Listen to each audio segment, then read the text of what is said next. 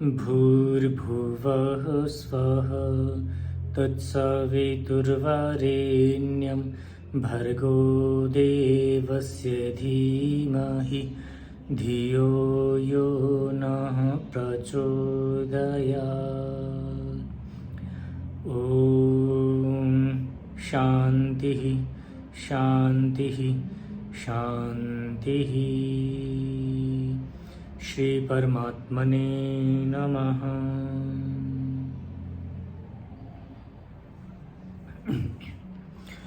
उपस्थित धर्म प्रेमी सज्जनों, श्रद्धामयी वंदनीय मातृशक्ति, हम कोशों के ऊपर चर्चाएं कर रहे थे। कोशों का हमारे जीवन के अंदर कितना महत्व है, क्योंकि कोशों की चर्चा अनेकों विद्वानों ने की है। महर्षि स्वामी दयानंद जी 9वें संउल्लास के अंदर सत्यार्थ प्रकाश केंद्र भी लिखते हैं और बड़े सूत्र रूप में, बड़े संक्षिप्त में केवल परिचय मात्र लिखते हैं और कहते हैं कि ऐसी विधाओं को हमें अवश्य ही जानना चाहिए। आचार्य स्वामी शंकराचार्य जी भी अपने ग्रंथ विवेक चूड़ामणि के अंदर कोशों की चर्चा करते हैं और भी उनके अनेकों ग्रंथों के अंदर कोशों की चर्चाएं मिलती हैं। उपनिषदकार ऋषि भी उपनिषदों के अंदर कोशों की चर्चाएं करते हैं।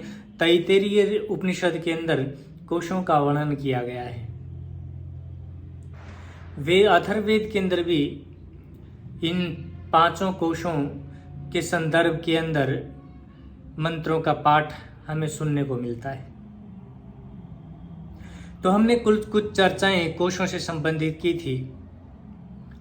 ये जो कोश हैं, कोश का मतलब होता है संग्रह। जिस प्रकार का कोश होता है उसी प्रकार के तत्वों का संग्रह।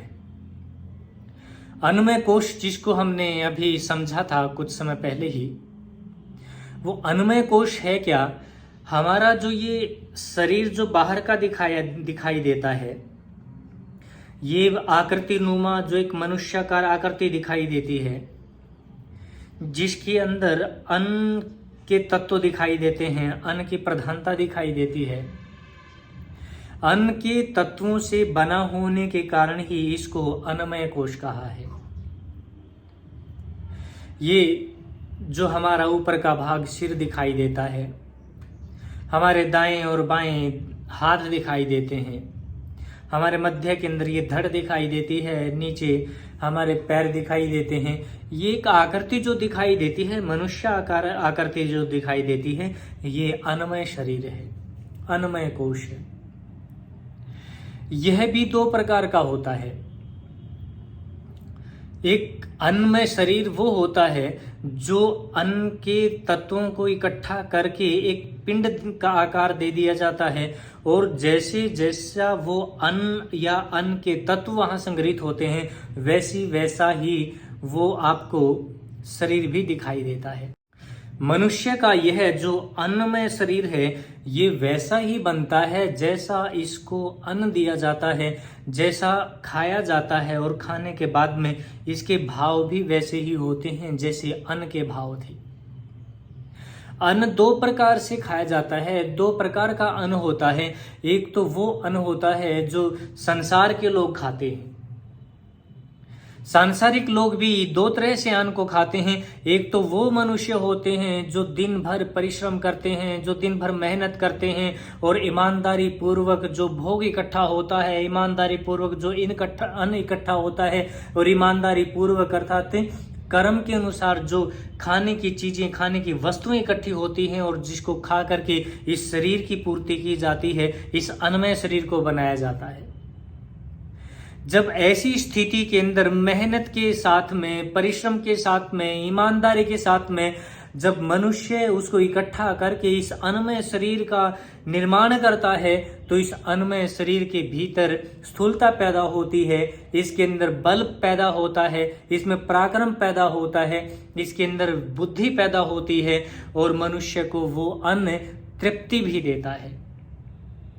लेकिन सांसारिक लोग ही एक दूसरी तरह का अन्न भी खाते हैं। वो अन्न वो उसकी अपनी मेहनत का नहीं होता, वो या तो चुरा करके खा लिया जाता है या छीन करके खा लिया जाता है। जो किसी दूसरे का हक था वो हक मार लिया जाता है, जो दूसरे का इकट्ठा कर किया हुआ था वो इकट्ठा किया हुआ छीन लिया जाता है। और ऐसे छीने हुए, ऐसे हक को मारे हुए, ऐसे लूटे हुए अन्न को जब आदमी भोग करता है तो उस भोग से आदमी का जो अन्नमय शरीर बनता है उसके अंदर कोई विशेषता पैदा नहीं होती। जो खुद डरा करके अन्न मिला हो, जो छीन करके अन्न मिला हो, जो लूट करके अन्न मिला हो, जिसको अन्न को इकट्ठा करने में भय, शंका और लज्जा पैदा हुए हों, वो भय, शंका और लज्जा से इकट्ठा किया हुआ और खाया हुआ अन्न मनुष्य के हृदय के अंदर भी भय पैदा करता है। उस मनुष्य के भीतर कभी शांति पैदा नहीं होती, उसके भीतर कभी हर समय कलेश पैदा रहता है। वो हर वस्तु से, हर चीज से डरता रहता है, उसका हृदय बेचैन रहता है, उस व्यक्ति को तनिक भी शांति नहीं मिलती। इन्हीं चीजों को, इसी समाज की इन चीजों को देख करके हमारे ऋषि मुनियों के अंदर भी ये विशेषता थी। जो दूसरी प्रकार का अन्न होता है, पहली प्रकार का अन्न जिसको संसार के लोग खाते हैं, और जो दूसरी प्रकार का अन्न है उसको योगिक साधक लोग खाते हैं। जो योगी और साधक लोग जिस अन्न को खाते हैं वो अन्न संसार से थोड़ा सा हट करके होता है। वो समाज से इकट्ठा किया हुआ अन्न नहीं होता, वो समाज से मांग करके खाया हुआ अन्न नहीं होता। योगी और साधक जिस अन्न का पान करते हैं वो अन्न होता है जिसके ऊपर किसी का भी अधिकार नहीं होता, जिसके ऊपर किसी का स्वामित्व नहीं होता। क्योंकि अन्नों की ये विशेषता होती है, अन्न जिसके स्वामित्व में होता है उस स्वामी का भाव उस अन्न के अंदर अंतर्निहित होता है, और जब मनुष्य खाता है तो उस स्वामी के प्रति उसकी कृतज्ञताएं बढ़ जाती हैं। स्वामी जैसे मन का है, वो पापी है तो उस अन्न के साथ में पाप जुड़ जाता है, अगर वो पुण्य आत्मा है तो पुण्य जुड़ जाता है। लेकिन योगी लोग तो इस पाप और पुण्य से सदा ऊपर रहने वाले होते हैं, इसलिए वो ऐसे अन्न की चाहना करते हैं जिस अन्न के ऊपर समाज के किसी भी व्यक्ति का स्वामित्व न हो, किसी का अधिकार न हो। इसलिए हमारे ऋषि मुनि लोग जंगलों के अंदर, पर्वतों के अंदर जाकर के बैठते थे, क्योंकि जंगलों के ऊपर और पर्वतों के ऊपर उगा हुआ जो अन्न होता है, फल होते हैं, वो उन फलों के ऊपर किसी का अधिकार नहीं होता, उसके ऊपर केवल परमात्मा का अधिकार होता है। उन अन्नों का स्वामी केवल परमात्मा होता है, और परमात्मा का तो सदा ही जो भाव होता है वो पुण्य होता है। परमात्मा का भाव ही उन फलों के अंदर, परमात्मा का भाव ही उस अन्न के अंदर उतरा हुआ होता है। जब ऋषि मुनि लोग अर्थात साधक लोग उस अन्न का पान करते हैं तो उसकी बुद्धि पवित्र बनती है, वो बुद्धि को पवित्र बनाता है, और उस अन्न से जो हम उस अन्न से उनके जो शरीर के मनों में अन्नमय कोश की रचना होती है वो अद्भुत होती है। वो बड़े सूक्ष्म अन्न होते हैं तो बड़े सूक्ष्म उनका अन्नमय शरीर हो जाता है। हमारे ऋषि मुनियों की यही तो आकांक्षा होती थी। वो जब समाज के अंदर भी आते थे, समाज में आकर के भी किसी राजा के पास में जाते थे तो राजा को मना कर देते थे कि मैं तुम्हारे राजभवन का अन्न नहीं स्वीकार कर सकता, क्योंकि तुम्हारे अन्न के अंदर पता नहीं किस किस प्रकार के भाव होंगे। और जब ऐसा ही अन्न हमारे भीतर उतरता है, ये अन्न ही से जो विशेष अन्न से, पवित्र अन्न से जो हमारा ये अन्नमय शरीर बनता है, ये अन्नमय शरीर ही नौका होती है इस जीवन को आगे तक ले जाने की। इस अन्नमय शरीर, ये अन्नमय शरीर जितना सूक्ष्म होता है यही आधार बनता है। फिर अन्नमय जो शरीर है वो फिर आधार बनता है प्राणमय शरीर का, प्राणमय कोश का। जितना जितना सूक्ष्म अन्न खा करके व्यक्ति ने अपने शरीर की सुंदर रचना की है, अन्नमय कोश की जितने सुंदर रचना की है, उसका प्राण भी उतना ही सूक्ष्म और उतना ही सुंदर उसके भीतर बहने लगता है। प्राणमय कोश का आधार है अन्नमय कोश। अन्नमय कोश जितना सूक्ष्म होता है, जितना प्रबल होता है, प्राणमय कोश उतना ही उसके भीतर स्वच्छंदता से, उतना ही उसके भीतर स्वतंत्रता से, उतना ही आनंद पूर्वक बहने लगता है। ये प्राण भी अजीब चीज है। ये प्राण भी दो प्रकार का होता है। एक प्राण तो वो है जिसको हम सामान्य प्राण कहते हैं, और एक प्राण वो है दूसरा जिसको हम विशेष प्राण कहते हैं। विशेष प्राण वो है जो आत्मा की आज्ञा के अनुकूल चलता है, अर्थात जो हमारे भीतर जो प्राण बह रहा है, हमारे आत्मा के आदेश के अनुकूल 5 विभागों के अंदर बट करके जो हमारे शरीर के अंदर विभिन्न प्रकार की क्रियाएं कर रहा है, वो हमारा विशेष प्राण कहलाता है। जो मेरा प्राण है, जो आपका प्राण है, और जो हर व्यक्ति का एक अपना अपना प्राण होता है, वो विशेष प्राण कहलाता है। और जो दूसरा प्राण होता है वो सामान्य प्राण होता है। सामान्य प्राण जो होता है वो परमात्मा के आदेश का पालन करता है और वो सारी सृष्टि के भीतर रमण करता है। वो सब लोकांतरों के अंदर बहता है। वो इन तारों के अंदर, इस चांद के अंदर, इस सूरज के अंदर, वो अग्नि के अंदर, वो सब बहने वाले इस पानी के भीतर, वो सब की सब वस्तुओं के अंदर, सब महाभूतों के अंदर होकर के बहता है। उस प्राण को सामान्य प्राण कहते हैं। वो भी वैसे ही काम करता है जैसे हमारे भीतर, वहां भी वो प्राण बट करके काम करता है विभिन्न प्रकार से, और हमारे भीतर भी वो बट करके काम करता है विभिन्न प्रकार से। जो समष्टि का प्राण होता है, जिसको हम विश्वभान प्राण कहते हैं, जो परमात्मा के आदेश का पालन करता है, वो परमात्मा के आदेश का पालन करने वाला प्राण भी जिस सृष्टि के अंदर जो सारी क्रियाएं दिखाई देती हैं, उन सारी क्रियाओं का वाहक वो प्राण है, सामान्य प्राण जिसको कहते हैं। सृष्टि के अंदर ऋषियों ने कहा है कि 5 प्रकार के कर्म दिखाई देते हैं, 5 प्रकार की क्रियाएं दिखाई देती हैं। उत्क्षेपण, अवक्षेपण, प्रसारणम, गमनम, इस प्रकार की। जो सिकुड़ना है, आकुंचन है, आकुंचन की क्रिया जो इकट्ठा कर रही है, किसी चीज को बांध रही है, वो प्राण के माध्यम से है। किसी बंधी हुई चीज को प्रसारण कर रही है, फैला रही है, दूर दूर तक लेके जा रही है, वो क्रिया भी प्राण के माध्यम से होती है। कोई चीज ऊपर उठती है, जो क्रिया कर रही है ऊपर की तरफ, ऊर्ध्व की तरफ ऊर्ध्वगमन कर रही है, वो क्रिया भी होती है प्राण के कारण। जो ऊपर से नीचे की तरफ क्रिया कर रही है, वो क्रिया भी हो रही है प्राण के कारण। और जो गमन की क्रिया हो रही है, एक स्थान से दूसरे स्थान तक जाने की, वो क्रिया भी होती है प्राण के कारण। ये 5 प्रकार की ही क्रियाएं इस समष्टि के अंदर दिखाई देती हैं, 6ठी प्रकार की और कोई क्रिया नहीं। वो सारी क्रियाएं इन 5 क्रियाओं के अंतर्गत ही हो जाती हैं। जो इन क्रियाओं को समझ करके, सृष्टि की क्रियाओं को समझ करके, सामान्य प्राण की क्रियाओं को समझ करके, जो व्यक्ति अपने भीतर भी अपने प्राणों को समझने लगता है और उन क्रियाओं को घटाने लगता है, तो वो वैसे ही काम करती है जैसे जगती के अंदर काम करती है, जैसे इस सृष्टि के अंदर काम करती है। हमारे ऋषि मुनियों ने प्राणों के ऊपर बड़ा जोर दिया है। ये कहा है, जो व्यक्ति अपने जीवन के अंदर अगर प्राणायाम भर भी कर लेता है, वह व्यक्ति एक बड़ा तप कर लेता है। प्राण की क्रियाओं का करना बड़ा तप कहलाता है, क्योंकि प्राण शोधन करते हैं शरीर का, और जिसके भीतर प्राणों की धोकनी चलती है बड़े सुंदर रूप से, जिसके भीतर प्राणों की धोकनी चलती है आत्मा के आदेश से, जो प्राणों की क्रियाओं को कर रहा है जान करके, ऐसा व्यक्ति जब जान करके प्राणों से बंधने जुड़ने लगता है, तो वो प्राणों को जानने लगता है, प्राण की क्रिया के साथ में जुड़ने लगता है, और प्राण को अपने अनुकूल बहनाने लगता है। इसीलिए हमारे ऋषियों ने बार बार ये कहा है कि इन क्रियाओं को जानो, प्राणों की क्रियाओं को।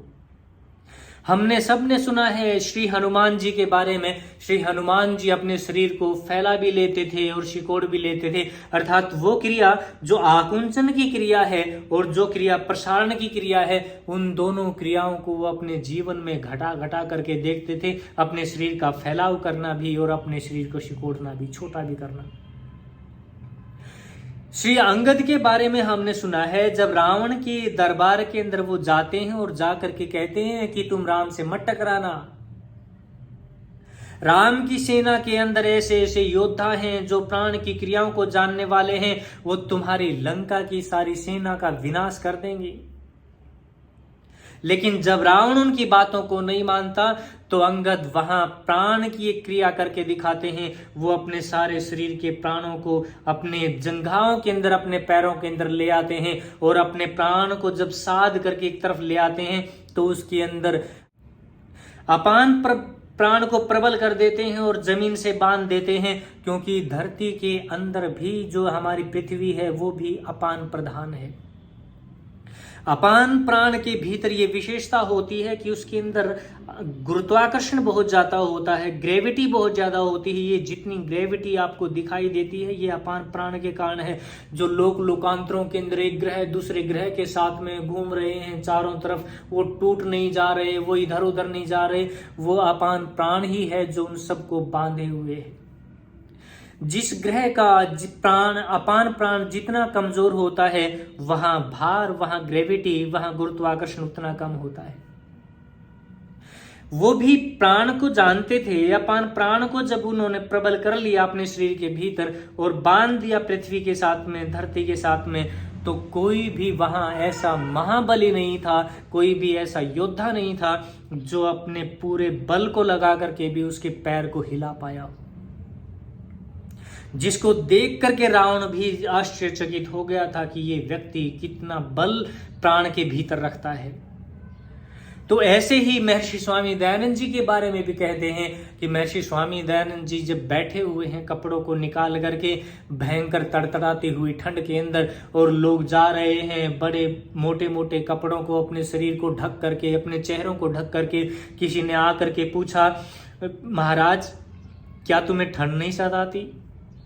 तुम ऐसे इतने कम कपड़ों के अंदर और बैठे हो खुले गगन के नीचे। तो महर्षि स्वामी दयानंद जी कहते हैं कि योगियों के ऊपर जो योग साधना करते हैं वो प्राणों को अपने अधिकार में रखते हैं, और जो प्राणों को साध लेते हैं उनको फिर ये प्रकृति के संताप, ये प्रकृति की आपदाएं उनको सताती नहीं। और देखते ही देखते वो प्राण भरते हैं अपने भीतर, और प्राणों को खींच करके जब अपने भीतर रोकते हैं, रोक करके एक विशेष प्रकार की क्रियाएं करते हैं, और उन क्रियाओं को करते करते सामने वाले लोग देखते हैं महर्षि स्वामी दयानंद जी के शरीर के ऊपर से पसीना बहने लगता है। ये जो प्राण की क्रियाएं हैं, ये प्राण की क्रियाएं बड़ी ऊंची हैं। जो सृष्टि का प्राण है वो सृष्टि के प्राण को देख करके जो अपने भीतर के प्राण की के अंदर भी वो विशेषताएं लेकर के आता है, वो निश्चित रूप से वो सृष्टि को जानने लगता है। हमारे ऋषियों ने एक बात कही थी, यथा ब्रह्मांडे तथा पिंडे, जो जो ब्रह्मांड के अंदर व्यवस्थाएं होती हैं होती दिखती हैं, जो जो ब्रह्मांड के अंदर क्रियाएं दिखती हैं, वो सब की सब क्रियाएं और सब की सब व्यवस्थाएं हमारे भीतर भी घटती हैं, हमारे भीतर भी घटती हैं। इसीलिए उन क्रियाओं को जानने के लिए प्राणायाम का होना बहुत जरूरी है। इसलिए बांधते हैं इस प्राण को अपने भीतर, और उस प्राण की जब धोकनी चलती है, वो प्राण के अंदर जब श्वास और प्रश्वास चलता है, जब साधक जोड़ लेता है अपने मन को उस प्राण के साथ में, वो जैसे चाहे वैसे प्राणों को अपने भीतर उतारने लगता है, और मनुष्य का फिर मन एकाग्र होने लगता है।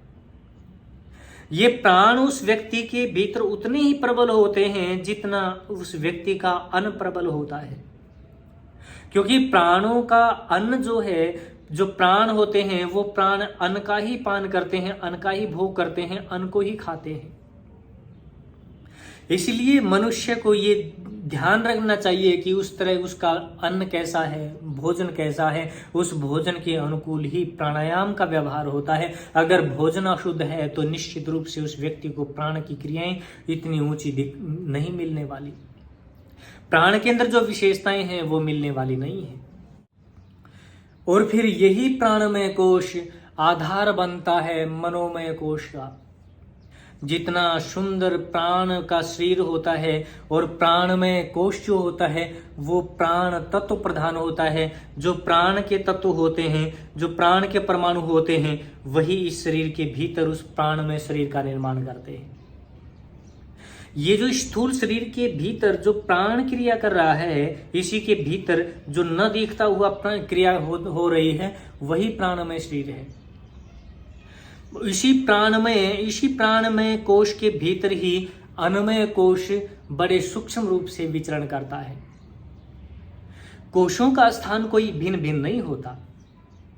कोई ये नहीं है कि ये ऊपर से जो अन्नमय कोश है और उसके भीतर एक जगह कोई ऐसी है जहां प्राणमय कोश रहता हो, और कोई एक दूसरी जगह जहां एक अलग से भाव मन का बनता हो, वो मनमय कोश हो, एक आनंदमय कोश की अलग जगह हो। कतई नहीं, ये बिल्कुल एक रूप में, एक रस में रहते हैं। जो आकार इस मनुष्य के शरीर का है, अन्नमय कोश का है, वही का वही, वैसा का वैसा आकार इसी के भीतर अंतर्निहित प्राणमय कोश का है, और उससे भी सूक्ष्म होकर के उसी के भीतर फिर मनोमय कोश विराजमान रहता है, उसका वो प्रवाहित रहता है। मनोमय कोश का आधार प्राणमय कोश ही है। जितना सुंदर प्राण होगा उतना ही सुंदर मन भी होता चला जाता है। मन इस प्रकृति का बड़ा बलवान तत्व है, जिसकी चर्चा हम पहले भी कर चुके हैं। ये ऐसा वेगवान है, बस जिसके समान किसी की गति दिखाई नहीं देती। ये बिजली, ये पानी, ये हवा, ये विद्युत, ये कोई भी तरंग ऐसी नहीं है जो मन से अधिक वेगवान हो। इसीलिए मनसो जवीय इसको कहा है, वेद ने कहा है कि इस परमात्मा की जब गति का वर्णन करने लगते हैं ऋषि लोग कि परमात्मा की गति कितनी है, तो उन्होंने कहा कि परमात्मा की गति तो मन से भी तेज है। अर्थात परमात्मा की गति के बाद में अगर किसी की गति है तो वो मन की गति है। मनसो जवीयो, इसीलिए मन के बारे में इतना ऊंचा कहा है। मन को भी वैसे ही समझ लेना चाहिए जैसे प्राण को हम समझते हैं। जैसे हमने प्राण को दो विभागों में कहा है, दो भागों में हमने, एक समष्टि का प्राण है, एक सामान्य प्राण है, और एक व्यक्ति का प्राण है जो विशेष प्राण है, ऐसे ही मन भी दो प्रकार का होता है। मन भी दो प्रकार का होता है। एक विश्वभान मन होता है जो सामान्य मन कहलाता है, और एक व्यक्तिगत मन होता है जो विशेष मन कहलाता है। विशेष मन मैं फिर कहता हूं, विशेष मन वो मन जो हम सब का अपना अपना मन है, जिस मन के साथ में हम सब अपना अपना विचार करते हैं, जिस मन से हम सब अपना अपना व्यवहार करते हैं, जिस मन से हम जान पहचान और तरह तरह की व्यवहार दिनचर्या के अंदर देखते हैं, वो मन विशेष मन है। हम जो विशेष मन होता है, जो व्यक्ति का मन होता है, व्यक्तिगत मन होता है, वो आत्मा की सन्निधि से काम करता है। आत्मा के परिप्रेक्ष्य में आत्मा की चेतना को पाकर के इस शरीर के अंदर सारे की सारी क्रियाएं करता है।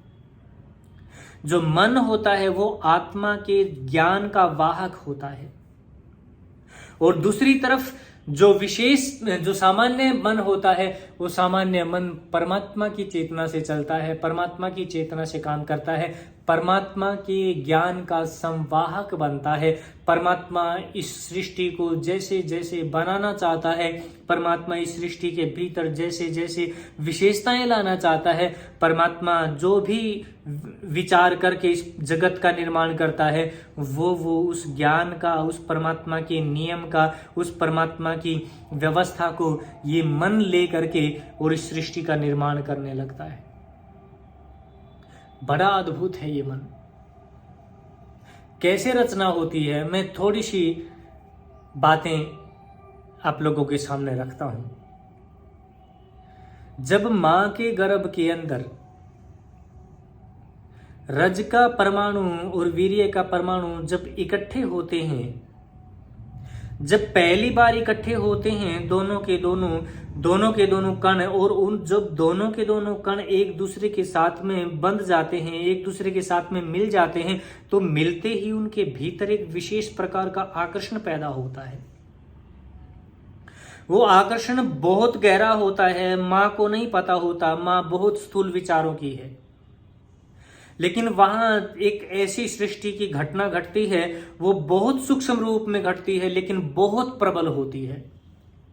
वो इतनी प्रबल होती है कि जब भी वो दोनों के दोनों परमाणु मिलते हैं, मिलने के बाद में जो आकर्षण उनके भीतर पैदा होता है, उस आकर्षण के अंदर ये विशेषता होती है कि वो अपने आसपास में जो उसके अनुकूल आत्मा होती है, उस आत्मा को अपने आकर्षण से अपने साथ में ले लेती है।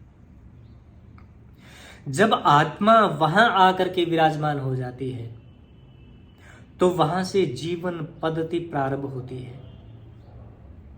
और इस जीवन पद्धति के अंदर विशेषता ये होती है कि आत्मा के जो विशेष दो गुण हैं, ज्ञान और प्रयत्न, इन ज्ञान और प्रयत्न के साथ में अब वहां जीवात्मा के साथ में मनुष्य के शरीर का निर्माण होने लगता है। जो आत्मा का ज्ञान है, जैसे जैसे शरीर की रचना होनी है, उस ज्ञान का संवाहक मन बन जाता है। और जो क्रिया जो आत्मा की है, वो क्रिया करके ही, क्योंकि शरीर का निर्माण होना है, क्रिया होकर के निर्माण होना है, उस क्रिया का जो संवाहक होता है, क्रिया का जो काम करता है, वो प्राण करता है। अब मन के अंदर विशेषता ये होती है, मन विभाजन जानता है और इस विभाजन करने की विशेषता को लेकर के मन फिर वहां शरीर के अंदर रचना करने लगता है। मन जब रचना करने लगता है तो माता जो जो भोजन करती है, माता जो जो विचार करती है, माता जैसा जैसा चिंतन करती है, वो वैसे वैसी उस माँ के भीतर से रस के माध्यम से होकर के परमाणु आने लगते हैं।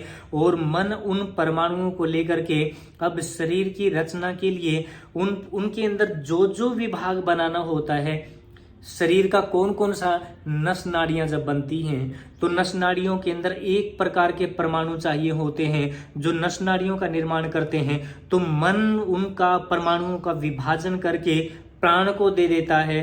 प्राण फिर क्रिया के माध्यम से उनकी रचना कर देता है। फिर मन देखता है कि अब इसके हाथ बनाने हैं, तो हाथों के बनाने वाले जो परमाणु होते हैं, उन परमाणुओं का विभाजन कर देता है, उनको अलग निकाल करके प्राण को दे देता है।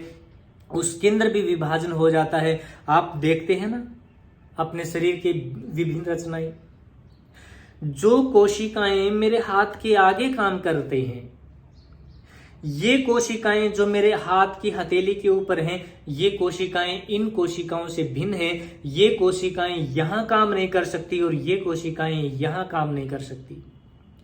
एक तरह की कोशिकाएं वो होती हैं जो इन रेखाओं का निर्माण करती हैं, जहां से हमारे हाथ मुड़ते हैं, हमारी उंगलियां मुड़ती हैं, इनका निर्माण करती हैं। एक कोशिकाएं वो होती हैं जो नाखूनों का निर्माण करती हैं। एक कोशिकाएं वो होती हैं जो हमारी आंखों का निर्माण करती हैं।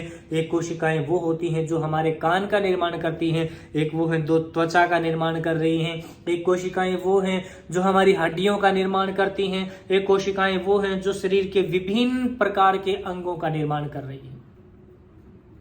जो ये अलग अलग प्रकार की कोशिकाएं अलग अलग प्रकार का निर्माण करती हैं। कान की कोशिकाओं को आप दूसरा कोई काम दें, चेहरे पर लगाएं या शरीर के किसी भाग पे लगाएं, तो ये काम करने वाले नहीं हैं।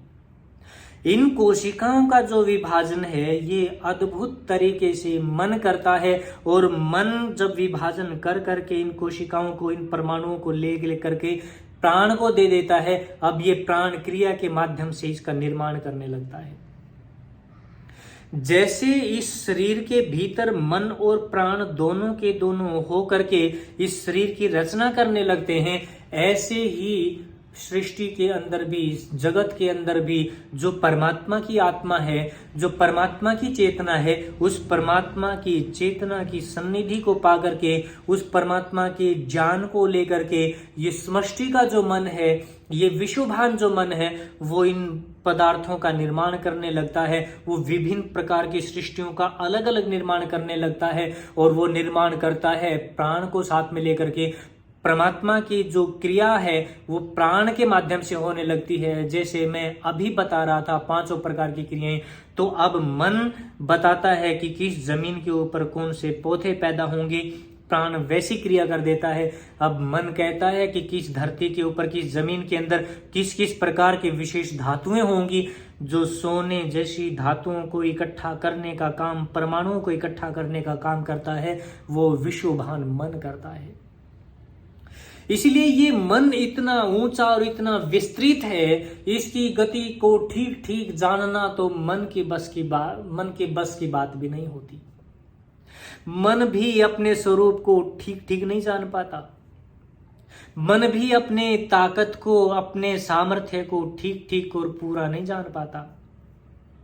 इसलिए हमारे ऋषियों ने कितनी ऊंची बात कही है कि मनेव मनुष्याणाम कारण बंध मोक्षयो। मन ही है जो मनुष्य के भीतर उतर करके दोनों तरह की स्थितियां पैदा कर देता है। अगर वो विकृत होने लगता है, अगर उसका अन्न, उसके अंदर बहने वाले प्राण कमजोर हैं, उसके उन प्राणों के भीतर बहने वाला अन्न कमजोर है, तो मनुष्य निकृष्ट बन जाता है और वो बंधन का कारण बन जाता है, जन्म और मृत्यु का कारण बन जाता है। वो इतनी बार मरता है, मरता ही रहता है। और वही मन है जो मनुष्य को ऊपर ले जाता है और ऊपर उठा करके अब इतनी सूक्ष्मता के अंदर लेकर के चला जाता है, उसको सब चीजों से मुक्त कर देता है, मुक्त भाव से रहने लगता है। इसीलिए इस मन को ठीक ठीक जानना हमारे लिए बहुत जरूरी है। अब मन के बारे में थोड़ी सी चर्चाएं और मैं आगे करूंगा। आज इस बात को मैं यहीं विराम देता हूं। आप लोगों ने मुझे बड़े ध्यान से सुना, बड़ी तल्लीनता से सुना। आप लोगों का बहुत बहुत धन्यवाद। ओम शांति शांति शांति।